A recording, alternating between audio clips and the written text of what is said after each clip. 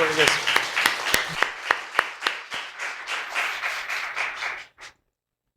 여러분, 하나님이 여러분을 엄청 사랑하시는 줄로 믿으시길 바랍니다. 오늘 말씀의 내용하고 어떻게 이렇게 딱 맞았는지 모르겠어요. 하나님 주신 특별한 섭리와 감동이 아닌가 싶습니다. 오늘 우리 한 사람을 찾으시는 하나님이라는 제목으로 하나님 말씀을 함께 듣기를 원합니다. 여러분, 올해 우리 교회 신앙표가 뭐예요? 이제 한 달 다 지나가는데 안 보고도 딱 나오면 좋겠어요. 뭐라고요? 다 같이 시작. 기도하기를 힘쓰고 다음 세대와 함께 부흥하는 교회. 그래서 우리가 이를 위해서 어떤 운동을 전개하자? 1+1 운동을 전개하자. 1+1 좋은 건 알아가지고 세상에서 먼저 했어요. 마트 가면 다 1+1이고 1+1 운동을 전개하자 그랬어요. 자, 그러면 여러분 1+1 운동, 이 의미가 뭔지를 잘 알아야 될 텐데, 그죠?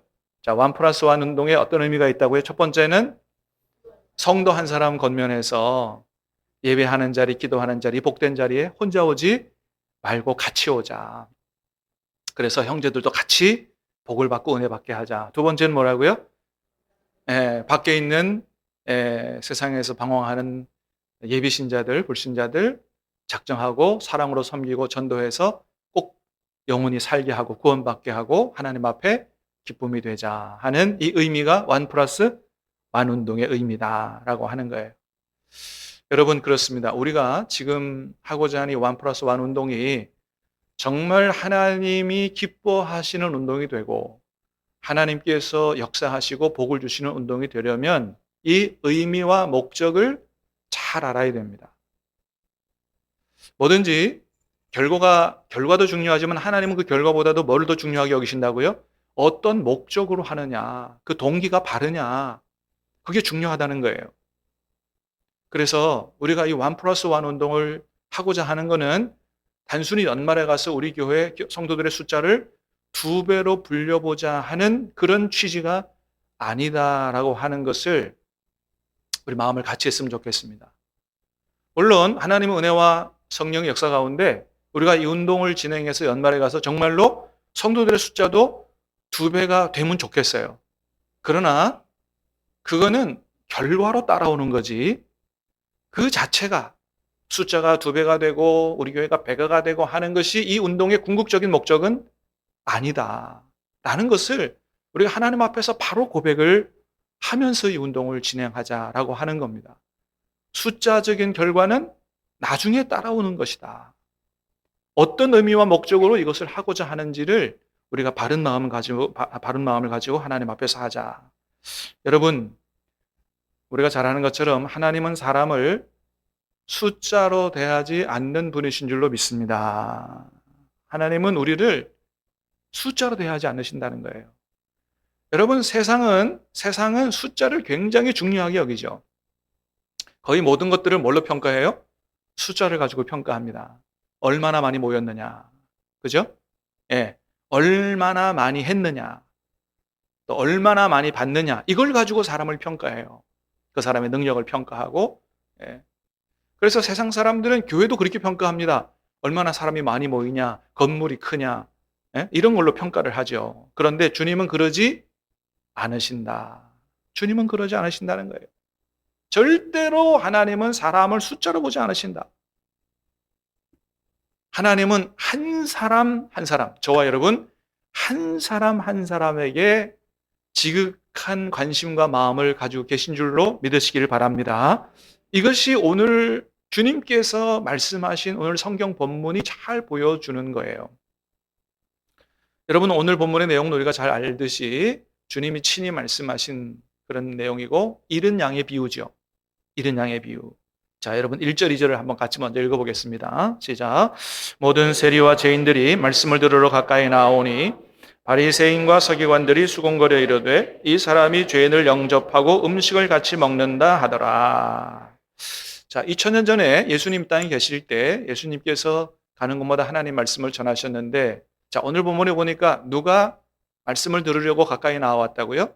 세리와 죄인들이, 많은 세리와 죄인들이 하나님 말씀을 들으려고 예수님께로 가까이 나왔다는 거예요. 근데 그걸 보고 자, 그렇게 예수님께로 나오는 그 세리들, 죄인들을 예수님이 굉장히 따뜻하게 영접을 하고 친근히 지내면서 말씀을 전해주는데 그걸 보고 바리새인과 서기관들이 어떻게 했다고요? 뒤에서 수군거리고 비방했다. 이 사람이 죄인을 영접하고 음식을 같이 먹는다. 어떻게 저렇게 하느냐라고 했다는 거죠. 자, 여러분, 그때 예수님 하신 말씀이 뭐라고요? 이 비유를 말씀하신 거예요. 이른 양의 비유를 말씀하신 거예요. 들어봐라. 너희 중에 어떤 사람이 있는데 양 100마리를 키우는데 그 중에 한 마리 잃어버리면 어떻게 하냐? 그냥 뭐 한 마리 잃어버렸으니까 뭐 괜찮다 뭐 이렇게 하냐? 아니면 그 양을 찾으려고 굉장히 애를 쓰고 찾도록 찾아다니고 하지 않느냐? 예? 그리고 찾게 되면 어떻게 해요? 즐거워서 어깨에 메고 돌아와서 야, 내가 잃어버린 양을 찾았다고 그렇게 동네 사람들을 불러 모으고 함께 밥도 먹고 잔치도 하고 하지 않느냐 하는 이런 비유의 얘기를 하신 거예요. 다시 말하면 이런 얘기를 하시면서 하시는 말씀이 뭐예요? 하물며 양이 아니라 사람이겠느냐라고 하는 거예요. 잃어버린 한 마리 양을 찾아도 선한 목자는 그런 열정과 기쁨을 가지고 있는데 하물며 사람이겠느냐. 다시 말하면 하나님은 어떤 마음을 가지고 계신다? 한 사람, 잃어버린 한 사람을 찾는 일에 그와 같은 마음을 가지고 계신다. 찾도록 찾으시는 하나님의 마음. 찾으면 너무나도 기뻐하시는 하나님, 그런 마음을 가지고 계신다라고 하는 거죠. 여러분, 사실은 이 목자의 이런 모습은 경제적으로 보면 이게 참 굉장히 비효율적이고 굉장히 낭비적이고 어리석은 일처럼 보여집니다. 그러죠? 예. 여러분, 100마리 중에 한 마리 잃어버렸어요. 예. 그렇게 많은 수치가 아닙니다. 그리고 사실은 이 양이 어디 있는지도 몰라요.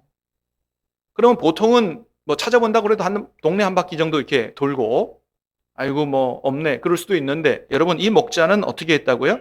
동네 한 바퀴 정도가 아니고 찾도록 찾아다닌다는 거예요. 찾을 때까지 찾아다닌다는 거예요. 그러면 얼마나 많은 시간과 에너지를 써야 돼요. 한 마리 잃어버렸는데 적당히 하고 말지 그렇게 안 한다는 거죠. 많은 시간과 에너지를 써도 찾도록 찾아다닌다. 그리고 그 양을 찾으면 어떻게 한다고요? 동네 사람들을 불러 모으고 나와 함께 즐기자. 이게 여러분 이제 밑에 다른 비유들을 보면 잔치하는 것으로 우리가 생각할 수 있죠. 여러분 양 한 마리 찾았다고 비용이 얼마나 되겠어요? 근데 동네 사람들을 불러 모으고 잔치하면 비용이 훨씬 더 많이 들죠. 그러니까 에너지 면에서도 비효율적이고 경제적인 면에서도 굉장히 낭비적인 이게 별로 바람직하지 않은 이런 모습으로 보여지죠. 근데 예수님 말씀 뭐예요? 그래도 그렇게 하는 목자가 있다라고 하는 거예요. 그래도 시간이 에너지가 낭비되고 돈이 낭비돼도 그래도 그 잃어버린 양 하나를 찾도록 찾는 그런 목자가 있다라고 하는 겁니다. 여러분 그러면 이 목자는 왜 그 잃어버린 양 한 마리를 그렇게 찾도록 찾아 헤매는 걸까요? 왜 그러냐면 이 목자에게 이 양은 단지 100마리 중에 한 마리, 그 수치적으로 한 마리의 양이 아니기 때문에 그렇습니다. 요한복음 10장에 보면 선한 목자와 양의 비유에 대해서 나와요. 선한 목자와 양에 대해서 우리 거기 한번 읽어보겠습니다. 1절부터 3절까지 시작.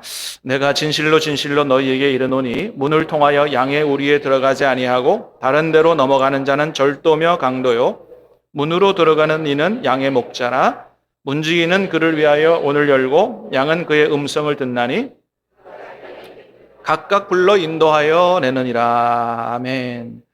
자, 2절에 보니까 문으로 들어가는 이가 양의 목자래요. 문으로 들어가는 이가. 그 양의 목자는 문지기 역할을 동시에 하는 거죠. 자, 양의 목자, 문지기가 된 양의 목자는 그 양을 어떻게 한다고 기록하고 있냐 하면 양의 이름을 각각 불러 인도해 낸다 그랬어요. 자, 그러니까 여러분 이 목자는 그 양들에게 이름을 어떻게 붙여준 거예요? 각각 붙여준 겁니다.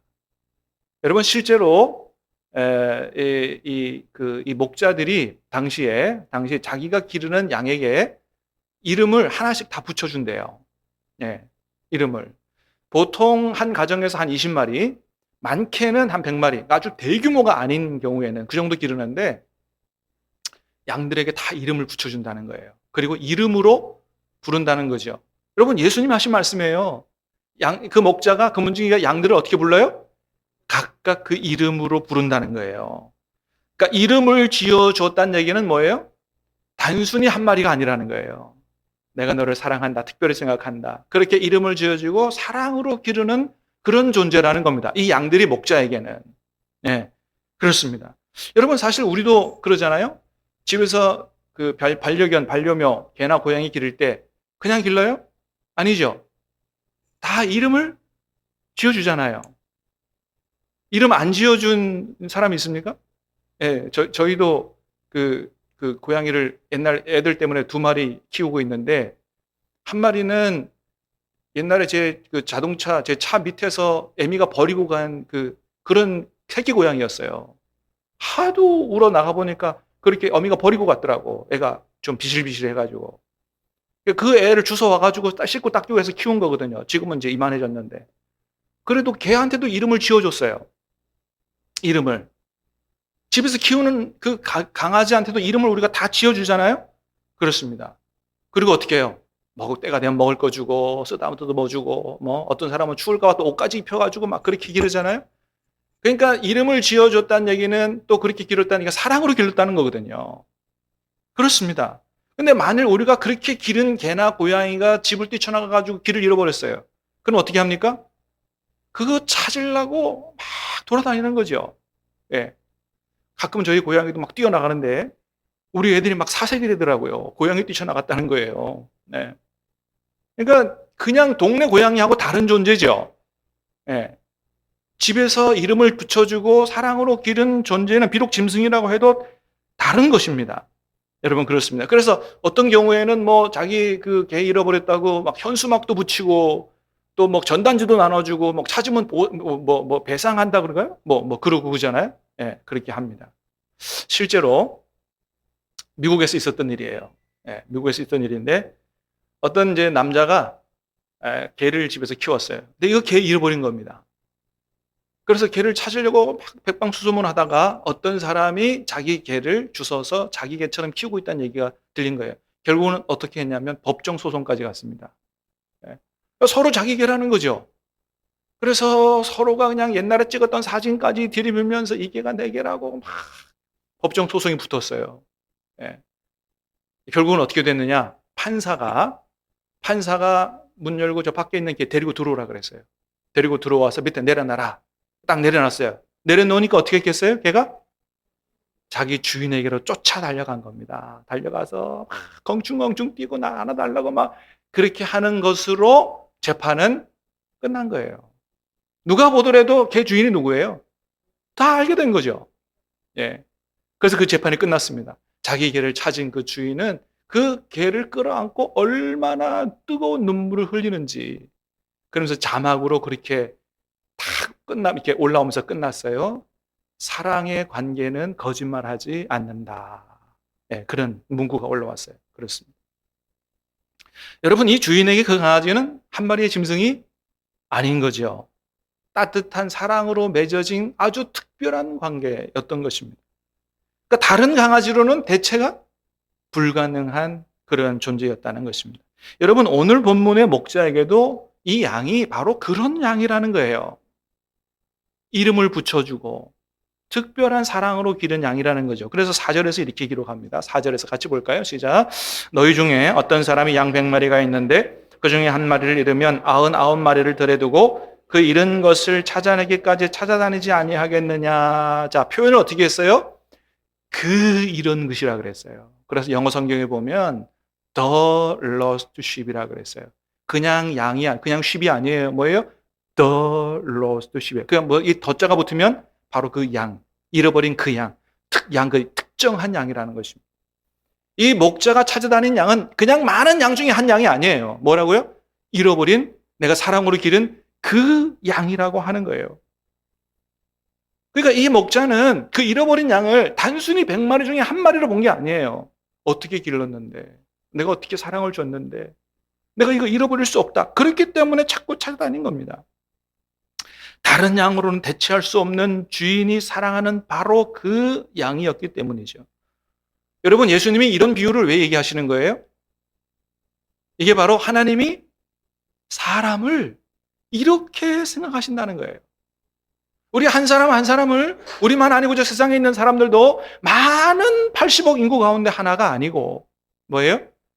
하나님이 사랑하시는, 하나님의 형상으로 창조된 다른 존재로는 대체 불가능한 그런 존재로 하나님이 바라보시고 사랑하신다는 겁니다. 여러분 그렇잖아요. 저도 그렇고 여러분도 그렇고 세상에서 나와 똑같은 사람이 있어요? 없습니다. 여러분, 하나님 앞에 저와 여러분들이 대체 불가능한 유일무이한 존재로 인식된다는 사실을 믿으시기를 주님의 이름으로 축복합니다. 하나님은 우리 한 사람을, 한 사람 한 사람을 전부로 보신다는 거예요. 전부로. 많은 숫자 중에 하나가 아니고 전부로 보신다. 여러분, 우리가 하나님의 자녀가 된 줄로 믿습니다. 하나님이 우리를 자녀 삼으셨어요.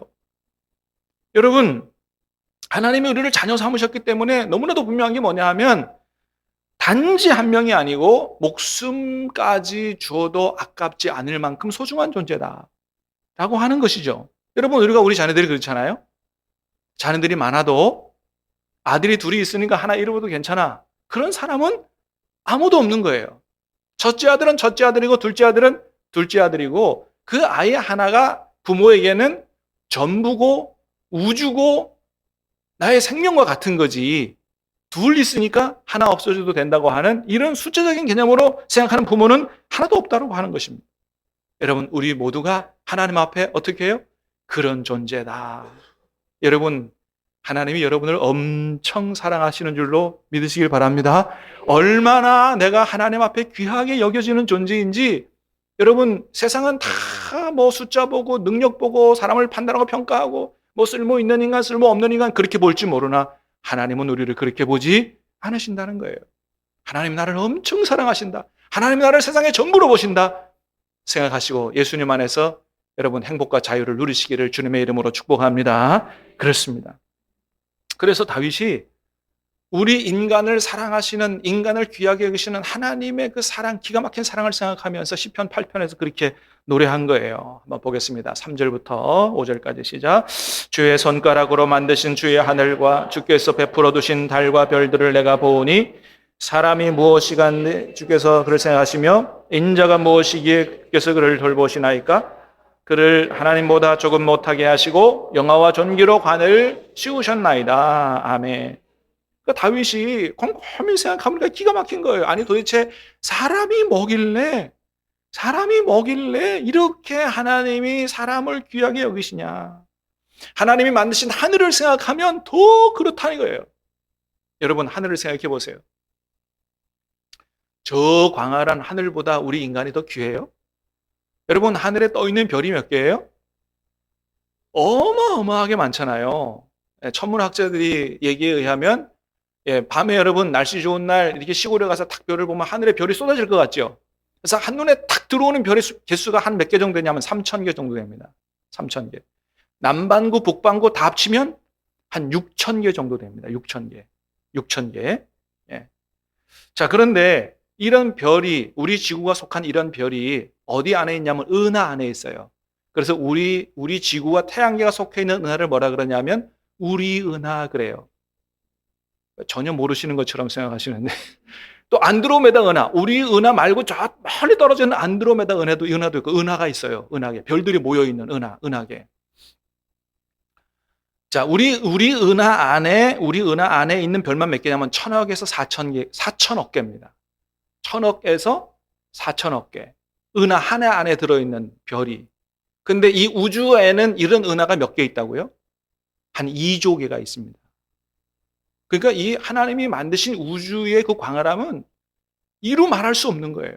이건 만들어낸 게 아니에요. 실제로 있는 거죠. 예. 그러니까 이 별의 숫자로 따지면 정말 셀 수 없는 숫자의 별이 어마어마하게 많은 겁니다.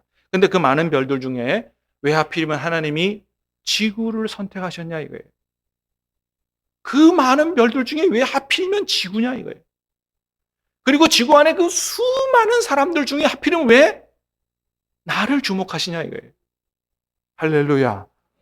여러분, 이게 기적인 거예요. 이게 놀라운 거예요. 어떻게 하나님이 나를 생각하시냐 이거예요. 나를 부르시냐 이거예요. 어떻게 하나님이 그 수많은 별들 중에, 지구 중에 이 세상에 나를 위하여 인간의 몸을 입고 이 땅에 오셔서 십자가에 달려 죽으시냐 이거예요. 도대체 내가 누구길래, 내가 뭐길래, 나를 어떻게 생각하시길래. 여러분, 왜 그래요? 하나님 앞에 우리는 그냥 숫자가 아니기 때문에 하나님의 형상으로 창조된 존재예요. 할렐루야. 하나님이 목숨을 주고 바꿔도 구원해도 아깝지 않은 존재가 우리라는 거예요. 그래서 여러분, 어떻게 만드셨다고 얘기해요? 하나님보다 조금 못하게 만드시고 영어와 존귀로 관을 씌웠다. 여러분, 저와 여러분들이 어떻게 만들어졌다고요? 하나님보다 조금 못하게 만들어졌다는 거예요.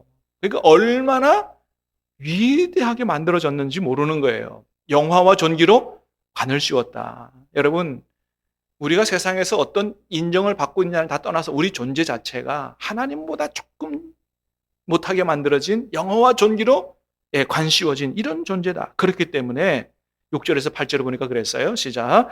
주의 손으로 만드신 것을 다스리게 하시고 발 아래 두셨으니 곧 모든 소와 양과 들짐승이며 공중의 새와 바다의 물고기와 바닷길에 다니는 것이니이다. 하나님이 우리를 그렇게 만드셨기 때문에 이 세상 모든 우주 만물을 다스리고 통치하도록 그런 존재로 하나님이 세우신 것이다라고 하는 거예요.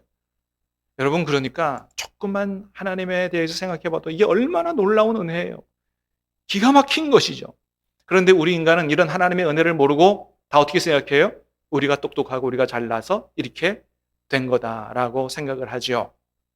그러니까 원래 하나님이 창조하시고 우리를 선택하시고 그런 은혜와 권세를 주신 하나님을 모르고 하나님을 인정하지 않고 하나님께 경배하지 않는 것만큼 사실은 교만한 것이 없는 것입니다. 가장 큰 죄는 무슨 다른 이웃에게 해를 끼친 게 아니에요. 하나님을 인정하지 않는 죄가 가장 하나님 앞에 큰 죄인 것입니다. 여러분, 하나님은 우리 한 사람 한 사람, 우리만이 아니고 세상에 있는 한 사람 한 사람에 대해서 이런 마음을 가지고 계신다. 그래서 목자가 잃어버린 양을 다시 찾으면 어떻게 한다고 기록하고 있냐 하면 5절입니다. 보겠습니다. 시작. 또 찾아낸 즉 즐거워 어깨에 메고 온다는 거예요. 찾아서 즐거워서 어떻게 해요? 어깨에 매는데 어떻게 어깨에 맨다고요? 저거를 헬라어로 직역하면 어깨들 위에 맨다고 그랬어요. 그러니까 양을 찾아가지고 한쪽 어깨에 메고 덜렁덜렁 오는 게 아니에요. 어떻게 해요? 우리가 그림에서 보는 것처럼 양쪽 어깨에 매는 겁니다. 양쪽에 딱 메고 두 손으로 딱 잡는 거예요. 무슨 얘기예요? 더 이상은 놓치지 않겠다는 거예요. 더 이상은 잃어버리지 않겠다는 거예요. 사랑하는 여러분, 예수님 안에 찾아진 저와 여러분들을 하나님이 더 이상 놓치지 않겠다고 굳게 결단하신 줄로 믿으시길 바랍니다. 그래서 우리만 주님의 손을 놓지 않으면 절대로 잃어버려질 이유가 없어요. 여러분, 시험에 들지 마시길 바랍니다. 여러분, 주님의 손을 굳게 붙잡고 마지막 천국에 들어가는 그날까지 주님 손 붙들고 살게 되기를 주님의 이름으로 축복합니다. 7절에 보면 더 놀라운 말씀이 있어요. 7절 말씀 보겠습니다. 7절 시작. 내가 너희에게 이르노니 이와 같이 죄인 한 사람이 회개하면 하늘에서는 회개할 것 없는 의인 99으로 말미암아 기뻐하는 것보다 더하리라. 하나님이 그렇게 찾도록 찾아다니신 그 사람들, 그 양, 그렇게 얻고자 했던 그 사람들이 어떤 사람들이냐? 어떤 사람들이 얘기하냐면 죄인 한 사람이라고 얘기합니다. 1절에서는 그 사람들이 누구라고 얘기했냐면 세리와 죄인들이라고 얘기했어요. 그 당시에 이스라엘 사회에서 세리는 나라 팔아먹는 매국노로 온 국민의 지탄을 받는 사람들이었습니다. 우리로 말하면 이완용 같은 사람이죠. 죄인들은 어떤 사람을 가리키냐면 주로 몸을 팔아 생계를 유지하는 이런 손가락질 받는 여인들을 가리켰어요.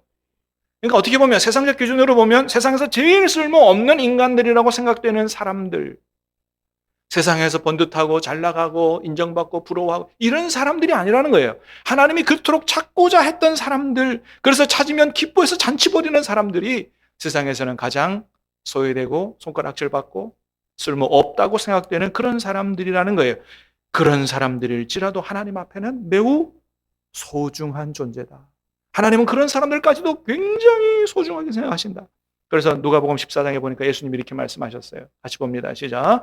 종이 돌아와 주인에게 그대로 고하니 노하여 그 종에게 이르되 빨리 시내 거리와 골목으로 나가서 가난한 자들과 몸 불편한 자들과 맹인들과 저는 자들을 데려오라 하시니라. 가서 어떤 사람 데려오라고요? 가난한 자들과 몸 불편한 자들과 맹인들과 저는 자들 데리고 오라는 거예요. 주님이 찾고자 하는 사람들은 세상의 의인이 아니에요. 세상에서 잘 나가는 사람들이 아니에요. 힘 있는 사람들이 아니에요. 비록 이런 사람들이라 다 데리고 오라는 거예요. 마태복음 21장에 보니까 그랬어요. 시작. 예수께서 그들에게 이르시되 내가 진실로 너희에게 이르노니 세리들과 창녀들이 너희보다 먼저 하나님의 나라에 들어가리라. 어떤 사람들이 먼저요? 세리들과 창녀들이. 이런 사람들도 하나님은 다 하나님 나라에 들어가기를 원하신다는 거예요. 여러분, 이런 말씀들을 보면 우리는 너무나 그동안 소위 말해서 좀 괜찮은 사람들만 전도하려고 찾아다닌 건 아닌가 한번 돌이켜보고 반성해 봅니다. 하나님이 정말로 찾기를 원하시는 분들은 단순히 그런 사람들이 아니고 그 사람들 포함해서 모든 세상 사람들, 가난한 사람들, 쓸모없는 사람들, 그렇게 평가되는 사람들조차도 다 돌아오기를 원하시는데, 물론 여러분, 세상에 힘 있는 사람들이 교회 와서 일꾼 되고 하는 거 좋은 일이에요. 그래서 메이저리티의 원리라는 말도 있어요. 세상에 힘 있는 사람들, 영향력을 끼칠 수 있는 자리에 있는 사람들이 와서 예수 먼저 믿고 그들이 그 자리에서 그들의 힘을 가지고 세상을 섬기고 전도하면 훨씬 더 많은 사람들이 주님께로 오기 때문에 그런 이야기도 있습니다만은, 그러나 그럼에도 불구하고 우리가 혹시 이 사람은 교회에 별로 도움이 안 된다는 생각을 가지고 전도하는 일에 배제하고 있다면 우리도 오늘 본문에서 말하는 서기관과 바리새인과 같은 생각과 동일한 생각을 가지고 있는 것이다. 주님은 절대로 그렇게 생각하지 않으신다는 거예요. 여러분, 오늘 본문을 통해서 우리 하나님은 어떤 분이신가를 예수님은 우리에게 분명히 말씀해 주십니다. 잃어버린 양 한 마리 한 마리, 그 한 사람 한 사람을 귀하게 여기시는데, 비록 그 사람이 세상에서 볼 때 별로 중요하게 여기게 되지 않는 사람이라 할지라도 하나님이 그 한 사람 회개하고 돌아올 때 천국에 있는 의인 99보다도 더 기뻐하시는 하나님이 바로 우리 하나님이시다라고 하는 것입니다. 여러분, 오늘 본문을 잃어버린 양의 비유라 그러는데 성경에는 잃어버린 양의 비유가 한 군데 더 나와요. 마태복음 18장에 나옵니다. 거기도 한번 읽어보겠습니다. 시작. 너희 생각에는 어떠하냐? 만일 어떤 사람이 양 100마리가 있는데 그 중에 하나가 길을 잃었으면 그 99마리를 산에 두고 길 잃은 양을 찾지 않겠느냐? 오늘 본문과 내용은 똑같아요. 그런데 헬라어로 보면 쓰인 단어가 달라요. 마태복음 18장에서 쓰인 잃어버린, 그 할 때 잃어버리는 플라네스라는 말이에요. 이건 길을 잃은 이런 뜻입니다. 오늘 누가복음 18장에 쓰인 것은 아폴로로스라는 말로 완전히 잃어버리라는 똑같은데 의미가 달라요. 그래서 마태복음 18장에는 교회 안에서 성도들을 시험 들지 말게 하라라고 하는 교회 공동체에게 주는 그런 의미로서 잃어버려진이에요. 그러니까 마태복음 몇 장이야? 18장은 뭐예요? 교회 안에서 여러 가지 이유로 실족하고 믿음의 길을 잃은 사람들을 주님께로 그 사람이 돌아올 때 기뻐하신다는 얘기고, 오늘 본문은 뭐라고요? 교회 밖에 세상에 있는 불신자들, 그런 죄인 하나가 회개에 돌아오면 하나님이 그토록 기뻐하신다라고 하는 말이에요. 다시 말하면 우리가 하나님께로 인도해야 될 영혼은 교회 밖에만 있는 게 아니고 뭐라고요? 교회 안에도 있다라고 하는 것입니다. 그 영혼들이 돌아올 때 주님은 너무너무 기뻐하신다. 그래서 여러분, 1+1 운동 어떻게 진행하자고요? 먼저는 우리 주변에 있는 사람, 믿음의 열정을 잃어버리고 하나님과 거리가 멀어진 영혼들 한 사람 한 사람 권면해서 그들을 다시 예배 자리, 기도의 자리, 복을 받는 자리로 인도하는 역할을 하고, 또 하나는 세상에 있는 하나님을 전혀 알지 못하고 방황하는 저 영혼들을 주님께로 인도해서 생명을 구원하고 하나님 앞에 기쁨 되자 하는 운동이 1+1 운동이다라고 하는 것입니다. 사랑하는 여러분, 이 1+1 운동, 우리 하나님께서 기뻐하실 줄로 믿습니다. 이 운동에 우리가 다 함께 한 마음으로 최선을 다해 동참함으로 정말 오늘 본문에 나타나 있는 이 주님의 마음을 되찾는 참된 부흥이 우리 안에 일어나게 되기 바라고, 정말로 주님께서 역사하시는 가운데 많은 열매를 맺어 하나님 앞에 기쁨 되는 저와 여러분 될 수 있기를 주님의 이름으로 축복합니다. 우리 같이 찬양하고 기도하겠습니다.